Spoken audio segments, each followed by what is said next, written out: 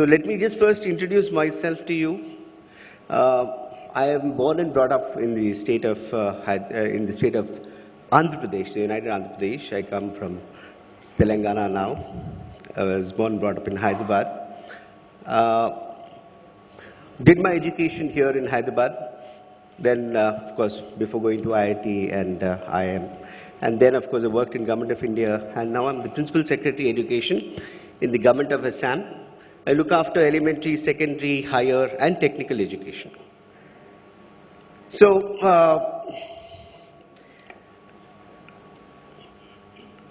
education, of course, when I was in Telangana, I was looking after forest and environment. I was Director General EPTRI here. And here now I look after the field of education. And the field of education, in fact, when I first entered the field of education, across the country, they said that this is one particular sector you should not take up. Is that Naveen? Oh yeah. One sector you should not take up because they said there are so many contempt cases that you don't know when you will go to jail. So like at any secretary of education you will ask, you will come across this particular thing that there are about 500 or 600 contempt cases of all teachers. Now, Assam is comparatively a smaller state compared to the state of even Telangana, the bifurcated state of Telangana. And yet we have something like 2.5 lakh teachers. And we have thousands of cases and thousands of contempt cases. Having said that, but education has been the single most policy of disruption this country has ever seen.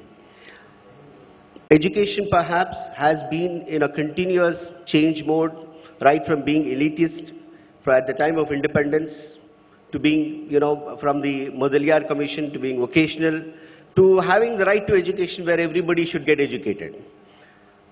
That was, of course, a very significant thing. But we have been wrongly producing robots through our education system because nobody has really thought of education as being the prime mover of the economy. We have concentrated on economy, we have concentrated on industry and perhaps on agriculture, on means to make people more productive and more, economically productive. But educational productivity is something that we have thought for the first time. And perhaps being student-centric is something that we have thought for the first time. Now, I just thought that, when we looked at the new education policy, while I was coming here from the airport, and I think, you must have gone through this concept of new education policy many a time, but I thought that let me just try and figure out for you and for myself what the education sector really tries to do. Now, one of the things that all education policies talk about are about 5 or 6 pillars. The first pillar is, of course, of equity. Oh, God.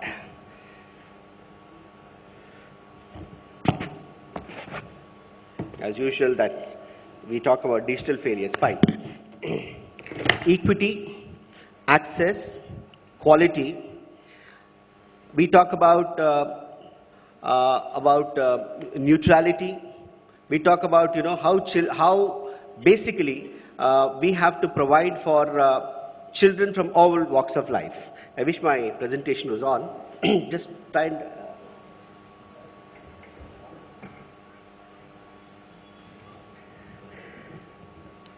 So when we look at education from the point of view of equity, what we find is with the growing privatization, we find that about 40% of the education sector is privatized. The people who go to the government schools are always those who are extremely poor. So how do we really ensure that the education becomes equal is one of the goals of the new education policy. Similarly, access. We find many times that schools are not accessible, especially in places like Assam. So how do we bring about accessibility to the education sector? The third is basically with regard to quality. We find that, I remember when I was once a tax commissioner, my chief minister asked me that how do we improve the tax collection in the state? And he said, do I give more number of tax inspectors? Do we increase the tax rates? Do we really find out what are the loopholes? Do we raid those people who are escaping taxes? The one answer I gave to the Chief Minister was, sir, please reduce the number of tax inspectors. We'll increase the tax of the state. The reason is basically we find that most of the tax inspectors are in a position to tell those businessmen how to evade the taxes. So similarly, when I was thinking of my experience as to what is the one thing that really differentiates a child from doing well and not doing well, it's the teachers. So do we really, when we look at the school education, we look at the public education, the one thing is we say that the children are not doing well. The reason why they're not doing well is because we think that they come from poor backgrounds, they do not know how to read, but actually it's not an assessment of the students, but the assessment of the teachers.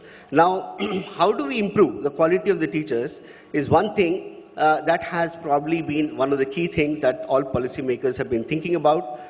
One is, of course, attitude, the other is skill, one is pedagogy, one is content. Most of the teachers wouldn't know 10 years from now what will be the requirement in society. We do not know that whether green jobs will be there, whether digital technologies are there. Most of the teachers are not able to handle mobiles.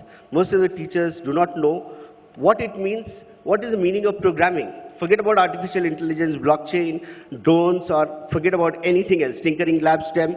Many a time when I go to schools and I try and sit with the teachers and say that, can you explain an experiment in tinkering labs or STEM?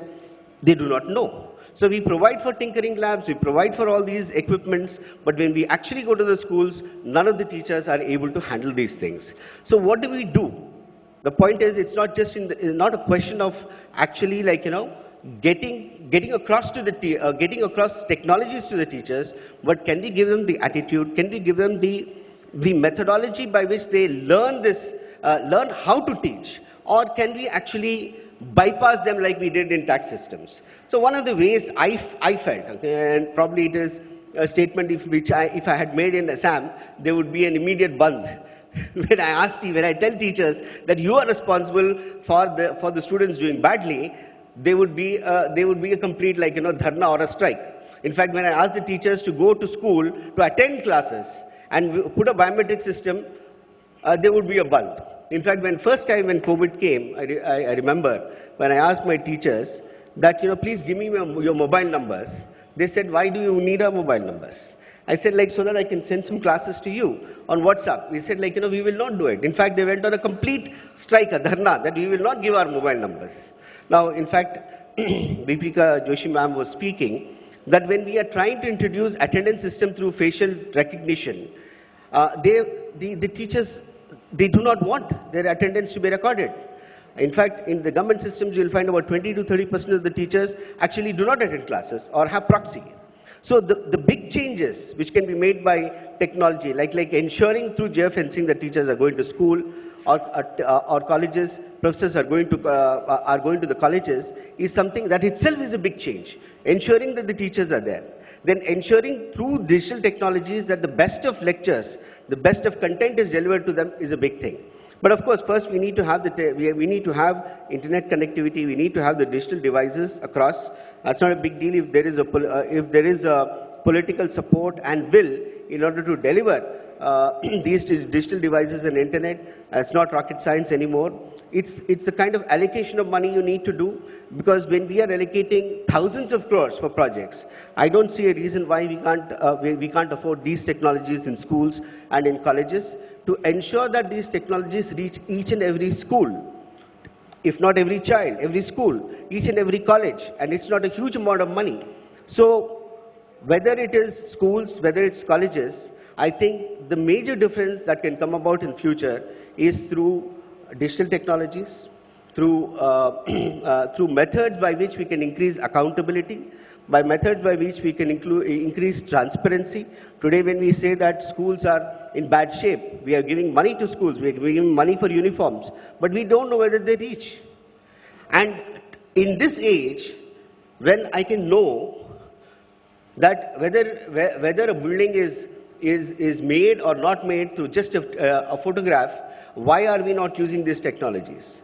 So I think there is a huge scope. So both in terms of accountability of administration, in terms of delivering learning management systems, in terms of assessment of children, in terms of assessing teachers whether they understand something or not, in terms of enlightening the students about what kind of future careers they have, in terms of ensuring that the students are progressing in a particular way, to bring about a connect between what courses are being offered and what the industry is really looking forward to. These are huge black holes which the industry needs to fill up.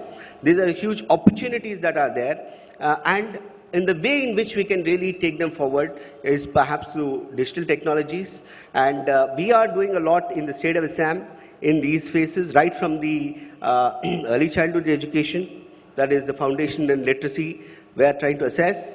From there till, developing a language lab, because we have about 50 languages in the state of Assam, not just Assamese, Bengali and Bodo, to develop those languages so that the children will understand the subjects in their own language, to developing their skills, not just vocationally, but in terms of experiential learning, then developing, in terms of their ease of understanding of the teachers, and till college management systems and school management systems. So we are investing a lot in that. Fortunately, in the state of Assam, we have a dynamic chief minister who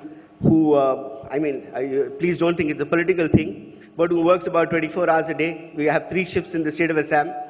We, in fact, to come here, almost every day we meet about 2 to 3 times. There is a complete conference wherever you are. Even when coming from the airport, there was a Google Meet to understand, where we were trying to understand as to what we need to do. So it's like a 3-shift kind of a thing. Assam, unfortunately, and the Northeast have been behind the rest of the country. At the time of independence, Assam was ahead of the rest of the country by 20%. It was ahead of the country in terms of per capita income. But post-independence, because of insurgency, because the Northeast didn't want to be a part of India, and there was huge amount of militancy out there, and the floods, and the language movement, where they initially denied being, they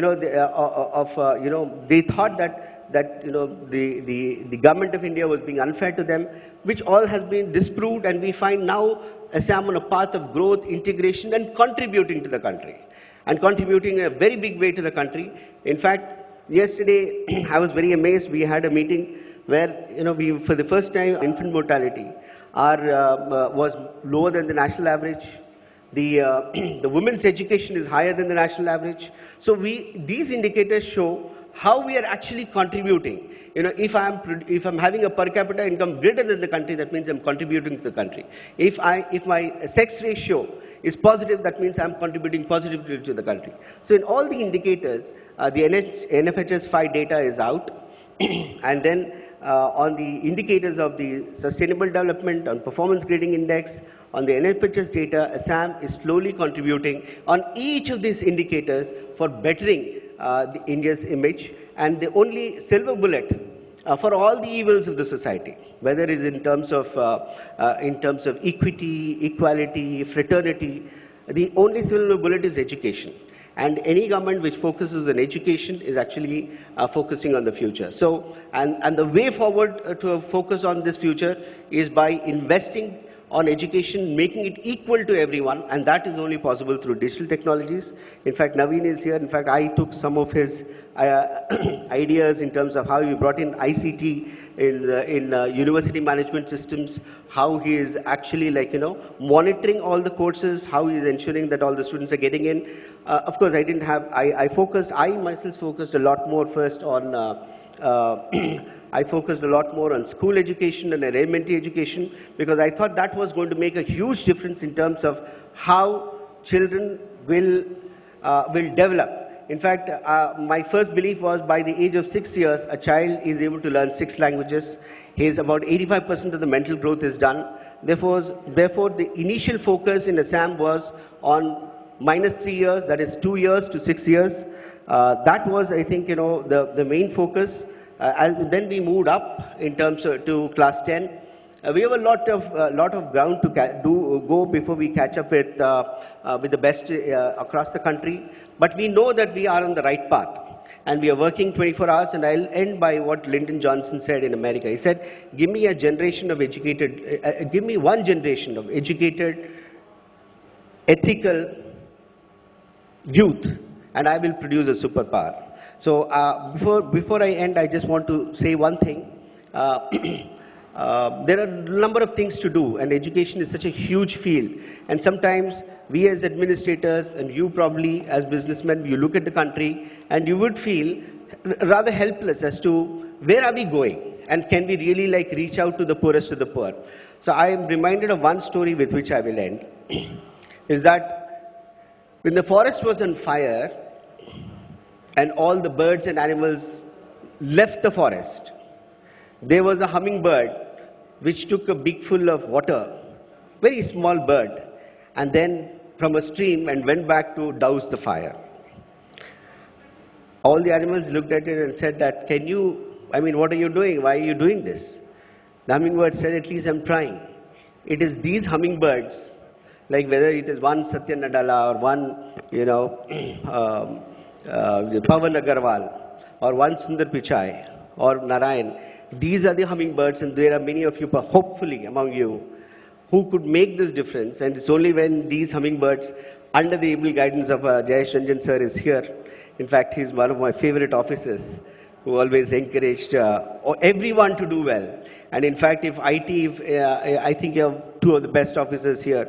If Andhra Pradesh, Telangana is doing well, it's because these officers have given their best in terms of promoting the best of best technologies and promoting every one of you. And his door is always open, like you can walk in, get your thing signed. In fact, when I would take a proposal, he will say that, where do I have to sign? Get going, let's move fast. So you're very fortunate, and Assam is the place to be today, let me tell you. Assam is no longer insurgency prone. It doesn't have, you're much more freer in Assam. It's just like Hyderabad. And we are on a roll because we were working 24/7. Our secretariat does not close. You go at 11 o'clock, 12 o'clock, 1 o'clock, you'll find offices. And the CM office is always open. So those of you wanting to come and invest in Assam, those of you wanting to come in and partner with Assam in terms of technology, you're always welcome. Thank you.